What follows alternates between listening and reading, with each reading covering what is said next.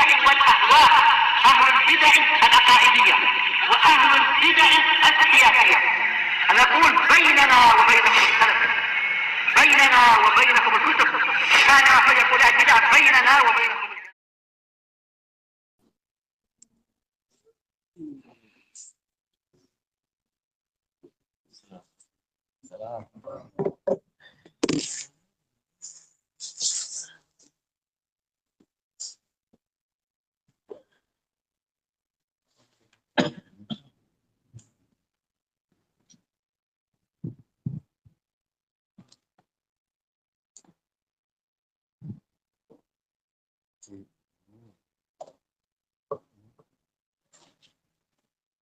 Si Ahmad sakit lagi. Sama Ismail terbalik. Oh, sakit perut lagi. Di siapa? Itu siapa? Ilyas. Masih teratur. Bismillahirrahmanirrahim. Alhamdulillahirabbil alamin. Asyhadu alla ilaha illallah wahdahu la syarikalah wa asyhadu anna Muhammadan abduhu wa rasuluh. Allahumma shalli ala Muhammadin abdika wa rasulik wa ala alihi wa ashabihi ajma'in, amma ba'd.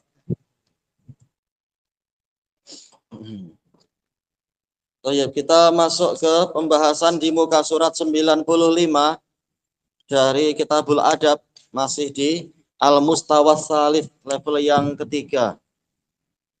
Ad-Darsul Rabi, pelajaran yang keempat. Wa min adabi ziyaratil marid, termasuk dari adab mengunjungi orang sakit. Ani bin Abbas radhiyallahu anhuma. Apa namanya? Ibnu Abbas.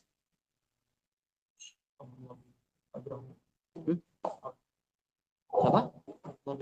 Iya, Abdullah bin Abbas, iya, bin Abdul Muttalib. Rumahnya mana? Iya, si asalnya Makkah, kemudian apa? Hijrah ke Madinah. Beliau wafatnya di Taif. Iya. Anna Rasulullah sallallahu alaihi wasallam dakhala ala rajul. Bahwasanya Rasulullah sallallahu alaihi wasallam pernah masuk mengunjungi seorang lelaki ya'uduh. Beliau menjenguknya 95. Di sini istilahnya sama ya, menjenguk atau apa panggilannya? Menjenguk. Ayo, tayyib. Faqal, seraya mengatakan la ba'sa. Takdirnya apa? La ba'sa alaika. Yaitu engkau tidak terkena bahaya. Ini hiburan. Tayyib. Tahurun insyaallah, yaitu hadzal marad tahurun insyaallah. Penyakit ini menjadi tahur, menjadi alat penyuci, yaitu disucikan dari dosa-dosa, disucikan dari berbagai aib-aib dan kekurangan. Sebagaimana dalam hadis yang hasan diriwayatkan oleh sebagian ashabus sunan itu, yang mana Allah Ta'ala telah menjanjikan di dalam hadis qudsi, kalau orangnya bersabar, yaitu orang yang Allah tahan dengan penyakit tadi, kalau dia bersabar dan ditakdirkan dia mati dengan penyakitnya itu, maka dijamin masuk ke dalam surga. Tapi jika Allah menakdirkan kesembuhan, maka Allah mengganti untuknya daging yang lebih baik, darah yang lebih baik, dan seterusnya. Jadi ini sebagai penyuci. Penyuci dari dosa, penyuci dari kekurangan-kekurangan yang sebelumnya. Hadis ini diriwayatkan oleh Al-Bukhari. Dan tetap kita tidak berani menjamin bahwasanya ini adalah penyuci untuk seseorang, maka Nabi mengajarkan apa? Insya Allah, dengan sekehendak Allah. Karena untuk orang kafir, apakah penyakit itu menyucikan dosa? Jelas tidak, kan? Dia untuk siksaan dia, siksaan di dunia dan di akhirat, karena kekufurannya tebal sekali. Baik. Sebenarnya hadis ini ada riwayat yang lebih panjang di dalam Sahih Bukhari juga, yaitu Rasulullah Shallallahu Alaihi Wasallam masuk mengunjungi seorang orang tua dari kalangan Badui. Maka kemudian Nabi mengatakan la ba'sa tahurun insya Allah. Maka ternyata bapak tua ini membantah, mengatakan kalla, tidak seperti itu. Ini lancang membantah Nabi. Bal hiya humma tafur, bahkan penyakit ini adalah penyakit demam yang apinya itu bergejolak. Ala syaikhin kabir, terhadap orang yang sudah tua renta. Tuziruhul kubur, membuat dia mengunjungi kubur. Pakai syair untuk membantah Nabi. Maka Nabi mengatakan fana'am idan. Iyalah kalau begitu. Ternyata berikutnya dia mati. Nah, salah sendiri. Didoakan baik-baik oleh Nabi tak mau. Gara-gara tidak sabar dan berburuk sangka pada Allah. Penyakit ini terlalu berat, dah saya putus asa. Dihibur Nabi tak percaya. Akhirnya mati sekalian. Baik. Makanya kalimat nabawiyah seperti ini, kalimat nabawiyah mubarakah ini harus diterima dengan gembira, dengan penuh harapan kepada Allah Ta'ala. Bahwasanya kandungannya itu akan dikabulkan oleh Allah Ta'ala untuk kita. Penyakit inilah baksa, yaitu tidak akan menyebabkan kita tertimpa bahaya. Dan dia itu tohur, yaitu menjadi alat penyuci insya Allah. Kalau tuhur ini kesucian, tapi tohur ini alatnya untuk menyucikan kita dari dosa-dosa. Sebagaimana di dalam hadis muttafaqun alaih, tatkala Nabi SAW mengunjungi seorang sahabiyat Ummu Sa'ib. Kemudian apa? Dia waktu itu memang sedang terkena penyakit demam yang sangat berat. Makanya dia sampai berbolak-balik di atas pembaringannya itu saking demamnya. Maka kemudian Rasulullah bertanya, "Malaki ya Ummu Sa'ib tuzafzifin?" Ada apa denganmu wahai Ummu Sa'ib, engkau terbolak-balik macam itu? Maka dia mengatakan, "Allahumma ya Rasulullah la barakallahu fiha." Ini kena demam wahai Rasulullah, semoga Allah tidak memberkahi demam itu. Maka Rasulullah mengatakan, apa itu? La taquli nakadzalik. La taquli hakadha. Jangan engkau mengucapkan yang seperti itu. Kemudian Rasulullah mengatakan bahwasanya penyakit humma ini dia akan menggugurkan dosa-dosa sebagaimana angin itu menggugurkan daun-daun yang kering dari sebatang pohon. Jadi kita berbaik sangka, ini adalah untuk membakar dosa-dosa dan kekurangan kita selama ini kalau kita terkena penyakit. Nastafidu minal hadis, kita ambil faedah dari hadis ini. Yang pertama, idza zurtal marid, kalau Anda mengunjungi orang sakit, fa akhbirhu annahu fi khair. Maka kabarkanlah kepadanya bahwasanya dia berada dalam kebaikan. Jangan apa? Oh, teman saya pun kena demam gini besok mati dia itu. Oh, jangan kita mengucapkan kata-kata yang membuat sedih, tak boleh. Atau kita datang ke orang yang sakit, kita bilang, nanti wasiat ya untuk saya ya sepertiga hartamu. Wah, ini jahat, ingin apa? Ingin cepat mati temannya itu. Atau nanti kalau engkau mati boleh nggak nanti istrimu untuk saya? Oh, ini pengen apa? Pengen temannya cepat mati. Ini jahat. Tapi ucapkan yang baik-baik, kalimat yang mendatangkan kegembiraan, mendatangkan kesabaran, mengingatkan bahwasanya Ibnu Mas'ud juga pernah masuk menemui Nabi ketika apa? Meletakkan tangannya di atas selimut, dia merasakan panas yang sangat berat. Maka Ibnu Mas'ud mengatakan, "Wahai Rasulullah, Anda terkena penyakit demam dua kali lipat dari orang biasa," dan seterusnya itu. Atau mengatakan, "Alangkah beratnya demam yang Anda alami." Maka Rasulullah mengatakan, "Iya, aku terkena demam seperti demam yang dialami oleh dua lelaki dewasa di antara kalian." Kemudian Ibnu Mas'ud mengatakan, "Apakah ini untuk agar Anda mendapatkan pahala 2 kali lipat wahai Rasulullah?" Maka Rasulullah mengatakan, "Ya, memang demikian adanya." Kemudian Rasulullah mengatakan, "Asyadun nasi balaan." Kemudian apa? Al-anbiya summal amsal fal amsal. Orang yang paling keras ujiannya adalah para nabi. Kemudian yang terbaik berikutnya, selanjutnya yang terbaik berikutnya, amsal yaitu yang terbaik. Kemudian Nabi memberikan nasihat untuk orang yang datang dan juga untuk kita semua dan juga untuk orang-orang yang sakit. Menyebutkan apa itu? Innallaha yabtali 'abdahu bihasabi imani. Sesungguhnya Allah menguji hambanya itu sesuai dengan kadar imannya. Idza kana fi imanihi salaban syuddida 'alaihi bala'uh. Kalau di dalam keimanannya ada kekokohan, maka ujiannya diperkeras. Wa idza kana fi imanihi aw fi dinihi riqqatan ubtuliya biqadri dini. Kalau di dalam agamanya ada kelemahan, maka dia diuji sesuai dengan kadar agamanya itu. Jadi kalau kita merasakan ujian seberat ini, penyakit separah ini, maka hendaknya kita baik sangka. Allah menerima kekuatan iman kita sehingga menguji kita lebih berat agar menambah derajat kita, menambah pahala, menghapus dosa dan seterusnya. Kita selalu harus baik sangka kepada Allah Ta'ala.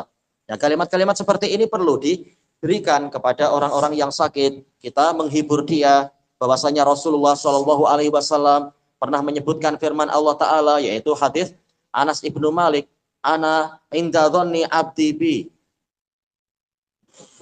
Kemudian apa? Fal yadhunna abdi bima sya. Sesungguhnya aku sesuai dengan persangkaan hambaku kepadaku. Maka hendaknya hambaku menyangkaku sekehendak dia. Yaitu kalau dia berbaik sangka pada Allah, Allah akan berbuat baik pada dia. Kalau dia buruk sangka seperti orang Badui tadi, akhirnya mati betulan. Ini diriwayatkan oleh Imam Ahmad, hadis Anas bin Malik. Jadi kita hibur dengan bahasa-bahasa yang baik. Yang kedua, annal amrad kafaratun lidzunub. Kita mengambil faedah dari hadis Ibni Abbas tadi, bahwasanya penyakit-penyakit itu sebagai penghapusan untuk dosa-dosa. Asal dari kafarah adalah penutupan, menutupi dosa. Maksudnya ya menghapus dosa-dosa. Dikatakan tohur, yaitu menyucikan diri kita dari kesalahan dan dosa. At-taqwim, penilaian. Yang pertama, madza taqulu lil marid idza zurtah? Apa yang Anda ucapkan pada orang sakit jika Anda mengunjunginya, ya? Ya, la ba'sa tahurun insyaallah. Boleh juga apa dengan meruqyah dia, seperti Nabi ketika mengunjungi Sa'ad bin Ubadah Al-Ansari, memegang badannya mengatakan Allahumma shfi Sa'dan, Allahumma shfi Sa'dan, Allahumma shfi Sa'dan. Boleh juga dengan doa-doa yang lain. Ruqyah banyak sekali, tanpa menunggu orang yang sakit itu minta. Tapi langsung kita yang datang ke situ, kita ruqyah dia. Kita bacakan Al-Fatihah beberapa kali, atau kita bacakan apa itu, Bismillahi arqiq, dan semacam itu. Kemudian yang kedua, halil maradu yutahhirul muslim minadz-dzunub. Apakah penyakit akan menyucikan seorang muslim dari dosa-dosa, ya?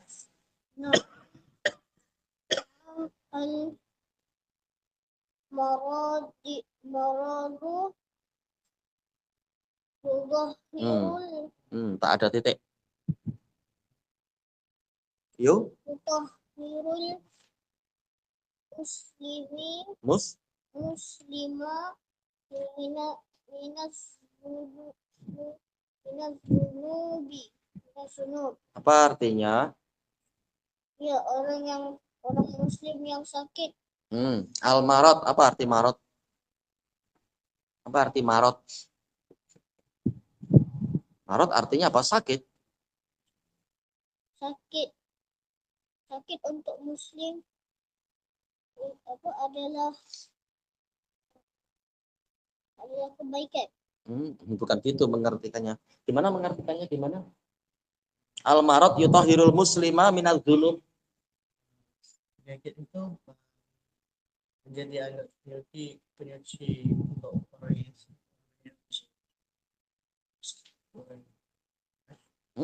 muslim untuk orang muslim minadz-dzunub dari iya, penyakit atau sakit itu menyucikan seorang muslim dari dosa-dosa. Kemudian yang ketiga, hal yuhibbullahul marid idza sabara 'alal marad. Apakah Allah cinta kepada orang yang sakit jika dia bersabar dari sakitnya itu, ya? Iya. Dalilnya apa? Dohirnya adalah dalil-dalil yang disebutkan tadi. Demikian pula dalil yang lain-lain banyak sekali disebutkan oleh Imam An-Nawawi di dalam Riyadhus Shalihin. Karena apa? Masuk dalam keumuman firman Allah Ta'ala, wallahu yuhibbus sabirin. Allah cinta kepada orang-orang yang bersabar. Kemudian yang terakhir di sini, halil muslim yahmadullaha 'alal marad. Apakah muslim memuji Allah dikarenakan dia sakit? Naam, al-muslimu yahmadullaha alal marad. Apa artinya? Iya. Iya orang apa? Orang yang sakit atau Al-muslim, apa arti muslim? muslim itu akan mengucap nama Allah, Yahmadu, apa arti Yahmadu? mengucap Apa arti Yahmadu? Iya, memuji. memuji Allah disebabkan sakitnya. Iya. Nah, tulis apa yang tak tahu tuh ditulis tuh. Baik. Walaupun tidak disebutkan di sini, tapi disebutkan di beberapa dalil yang lain. Memuji Allah disebabkan karena penyakit. Makanya kita disuruh mengatakan apa? Alhamdulillah ala kulli hal. Tetap kita memuji Allah tatkala ada suatu musibah. Baik. Ilahuna wallahu a'lam. Demikian pula tatkala apa? Disebutkan oleh Ibnu Jauzi di dalam Minhajul Qasidin, tatkala Imam Ahmad sakit, dijenguk oleh seorang dokter, tanya bagian mana yang sakit, dia mengatakan bagian sini, dan alhamdulillah itu baik. Tetap dia mengatakan memang ini sakit, tapi juga tetap memuji Allah Ta'ala.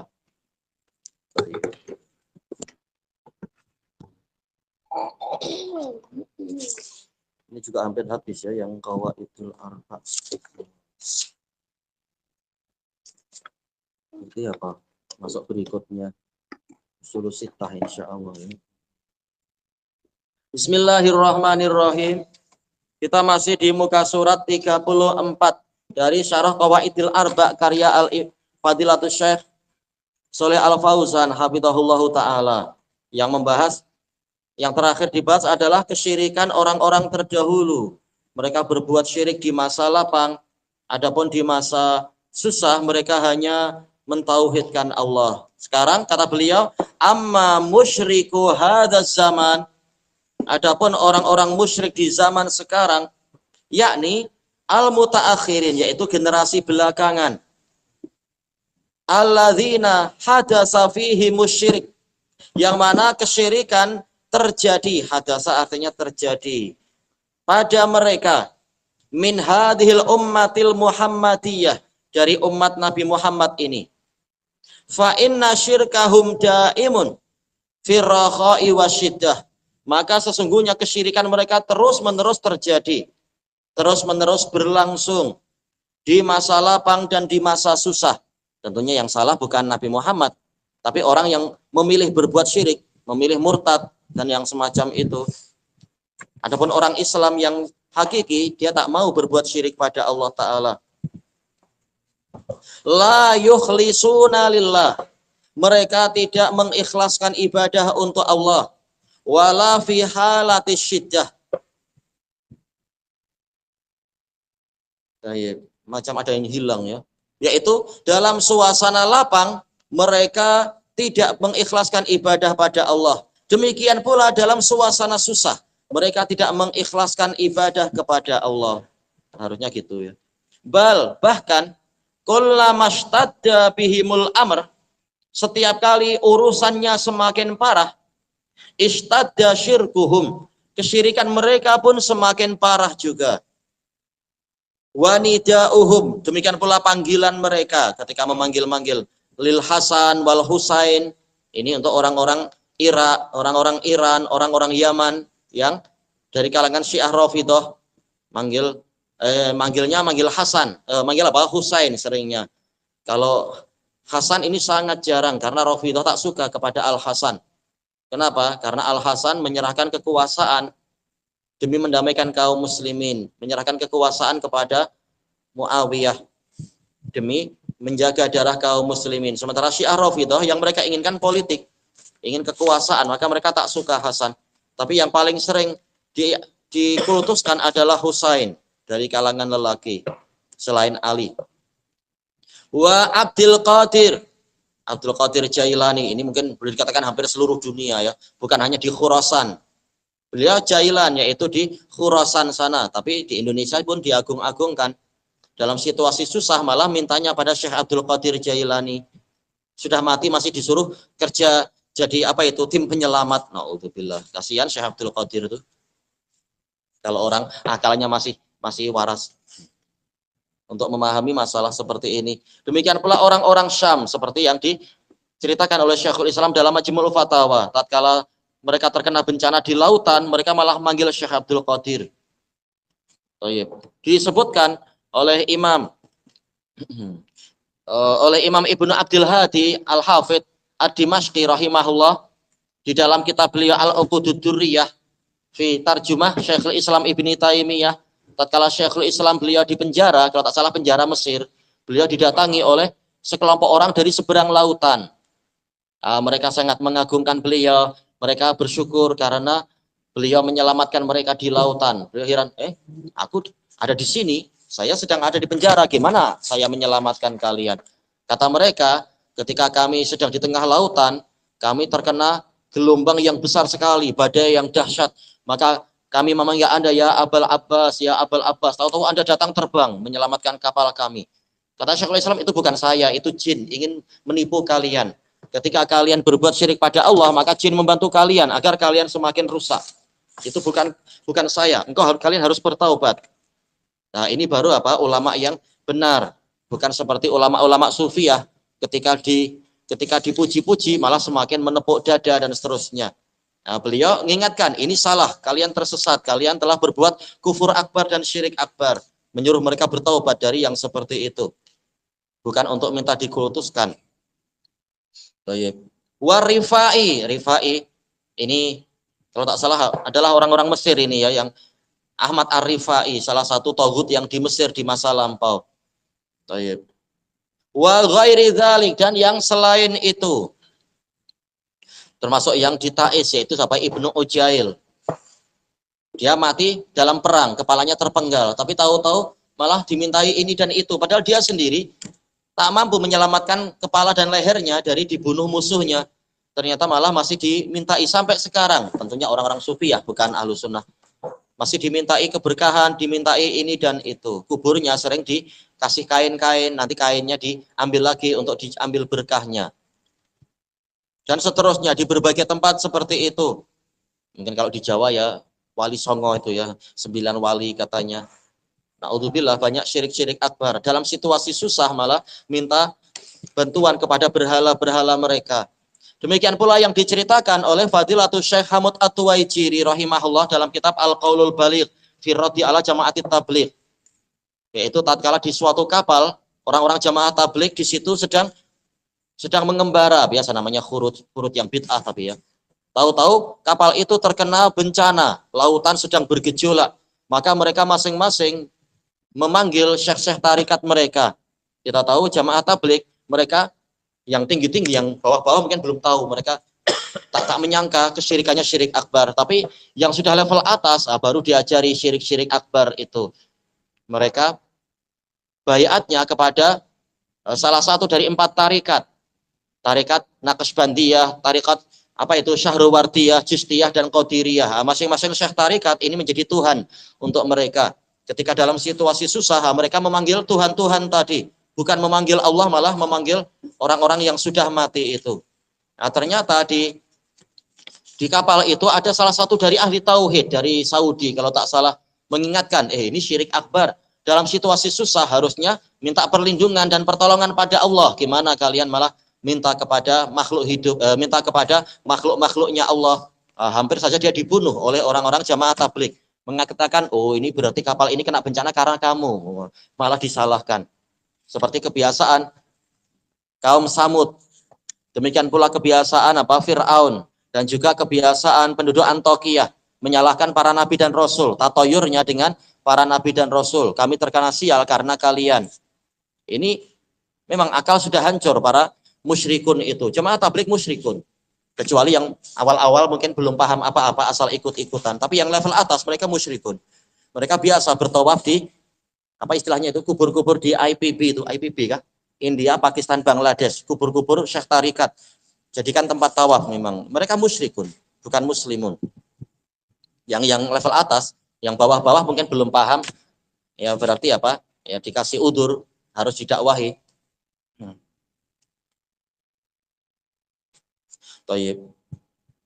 Jadi ini membuktikan memang kesyirikan orang Zaman sekarang, bukan zaman jahiliyah, itu lebih parah daripada kesyirikan orang-orang zaman jahiliyah. Ketika di dalam situasi susah, mereka malah meminta kepada berhala-berhala mereka. Ketika suasana lapang, wah mereka semakin yakin, oh berhala ini memang hebat. Kita minta dalam situasi susah, dia menyelamatkan kita. Oh berarti dalam situasi lapang, kita harus rajin-rajin mengunjungi dia dan bersyukur pada dia. Lalu untuk Allah bila? Na'udzubillah. Ini kesyirikan mereka. Qul hadza syai'un ma'ruf. Ini adalah perkara yang telah dikenali. Kalau ditanya kenapa tidak mendakwahi jemaah tabligh? Ini pertanyaan salah. Jemaah tabligh sudah sering didakwahi. Didakwahi oleh ulama banyak sekali. Bahkan yang di Damat, berapa kali jemaah tabligh datang ke Damat, didakwahi Syekh Yahya, malah dia mengatakan kalaupun Anda menyampaikan dalil dan menyampaikan buku sampai ke bumbung, saya tak akan percaya pada Anda. Seperti ini orangnya, jenisnya. Ana pun jumpa mereka juga ketika di mana itu, di kapal jumpa, ketika di bus juga jumpa, ketika di Damat juga jumpa, tapi memang susah sekali didakwahi. Ya kalau sudah tegak hujah dan tak mau, ya salah sendiri. Kalau jadi mubtadi atau jadi kafir murtad itu salah sendiri. Tidak mau kembali kepada Allah dan Rasul. Tapi yang awal-awal yang mungkin masih belum paham, itu lebih mudah insya Allah untuk disadarkan. Yang sudah level atas itu yang luar biasa susah. Karena mereka sebenarnya sudah punya ilmu, tetapi memang sengaja. Bahkan di beberapa tempat kata Syekh Ahmad At-Tuwaijiri, sengaja mereka memborong kitab-kitab Imam Najdi kemudian dibakar di depan umum. Nah, seperti ini memang permusuhan terhadap tauhidullah. Kata beliau, wa yudkaru anhumul ajaibu fil bihar. Telah diceritakan dari orang-orang mutaakhirin tadi perkara-perkara aneh di lautan. Bukan menyembah Allah, malah menyembah kepada masing-masing syekh tarikat. Annahum idashtadda bihimul amr, bahwasanya mereka jika urusan mereka semakin parah, saru yahtifuna bi asma'il auliya. Mereka memanggil, yahtifun yaitu memanggil. Hatif kan telepon ya, memanggil. Memanggil nama-nama para wali. Wassolihin, nama orang soleh, tergantung siapa yang mereka agungkan. Wa yastaghisuna bihim, mereka beristighosah kepada orang-orang yang mereka kultuskan tadi. Min dunillah, bukannya kepada Allah Azza wa Jal. Li'anna du'atal batil, karena para pendakwah kebatilan, wadhalal, pendakwah kesesatan, yaquluna lahum, berkata pada mereka, nahnu nungkidzukum minal bihar, kami yang akan menyelamatkan kalian dari lautan. Ini memang minta disembah, ini tauhid. Menjamin kalau kalian istighosah pada aku, nanti aku akan datang, aku akan menyelamatkan kalian. Karena mereka meyakini memang mereka yang mengatur alam semesta, mengklaim diri mereka adalah apa istilahnya itu, wali-wali kutub, atau salah satu dari mereka sebagai ghaus dan seterusnya. Seperti yang disebutkan di dalam Karamatul Aulia, punya orang-orang sufi ya, dalam kitab Karamatul Aulia. Anak lupa karya siapa ya, Sya'roni tas siapa, anak agak lupa. Disebutkan ada seorang tokoh besar sufi ya di pasar, tahu-tahu dia malah menggauli keledai. Alhamdulillah, membuat malu. Ditanya, Syekh, Anda buat apa tuh? Dia bilang, oh kamu tak tahu, keadaan saya lain dengan keadaan kamu. Sesungguhnya di tengah lautan sana itu ada kapal yang bocor. Jadi saya sedang menutup kebocoran dia. Dengan apa menutup kebocorannya? Dengan cara menggauli keledai. Apa kena mengena? Ini memang sangat parah dan busuk. Meyakini dengan cara itu mereka akan menyelamatkan makhluk yang meminta bantuan dan seterusnya. Makanya mereka tidak menyuruh manusia beribadah pada Allah walaupun mengaku, oh ini kami di jalan Allah, kami khurud di jalan Allah. Tidak. Mereka minta orang untuk menyembah diri mereka, ingin mengkultuskan diri sendiri, ingin orang mengkultuskan diri mereka. Makanya mengklaim diri mereka sebagai Tuhan. Cuma mungkin bahasanya diperhalus sedikit. Fa idza asabakum syai', maka jika kalian tertimpa suatu permasalahan, ihtifu bi asma'ina, panggillah nama-nama kami. Wa nahnu nunqidzukum, kami akan menyelamatkan kalian. Bahkan sebagian dari mereka mengatakan, ya muridi tamassak bidzaili unqidzuka minan nar. Wah, dahsyat. Jumpa neraka aja belum. Ungkit kaminan nar, wahai orang yang menginginkan aku, murid. Kalau kita manggilnya apa? Santri, pelajar. Tapi orang sufi biasa mengatakan murid, yaitu dia menginginkan saya. Sih tak masalah menginginkan ilmunya sebenarnya, tapi bagi sufi ya, yang diinginkan adalah gurunya. Wahai orang yang menginginkan aku, berpeganglah dengan penghujung dari pakaianku. Aku akan menyelamatkanmu dari neraka. Dahsyat janjinya itu. Memang mereka adalah temannya Syiah. Syiah memberikan kunci-kunci surga. Yang Sufiah apa? Aku menyelamatkan engkau dari neraka. Memang teman lah ini. Akidahnya hampir sama. Syiah dengan Sufiah itu musyrikun, syirik akbar. Kama yurwa hadza an masyayikh turuqis Sufiyah. Sebagaimana ini diriwayatkan dari para masyayikh tarikat-tarikat Sufiyah. Ada berapa tarikat di dunia? Banyak sekali ya. Yang disebutkan tadi baru 4. Hasan al-Banna belum, dia punya tarikat, dia ikut tarikat apa? Sufiyah, Hasofiyah. Tarikat banyak sekali. Tergantung apa yang diinginkan oleh syekh tarikatnya itu dan diwahyukan oleh setan-setannya untuk membuat tarikat sendiri. Kenapa tidak mencukupkan diri dengan tarikat Muhammadiyah, jalannya Nabi Muhammad? Padahal syahadatnya wa asyhadu anna Muhammadar Rasulullah. Kenapa tidak ikut jalannya Nabi Muhammad kalau begitu? Berarti Nabi kalian siapa? Membuat ajaran sendiri-sendiri. Baik.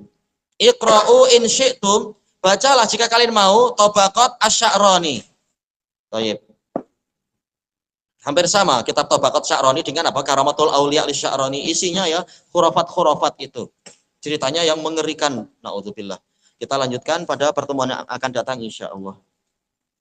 Subhanakallahumma wa bihamdika la ilaha illa anta astaghfiruka wa atubu ilaik. Alhamdulillahirabbil alamin. Jazakumullahu khairan. Terus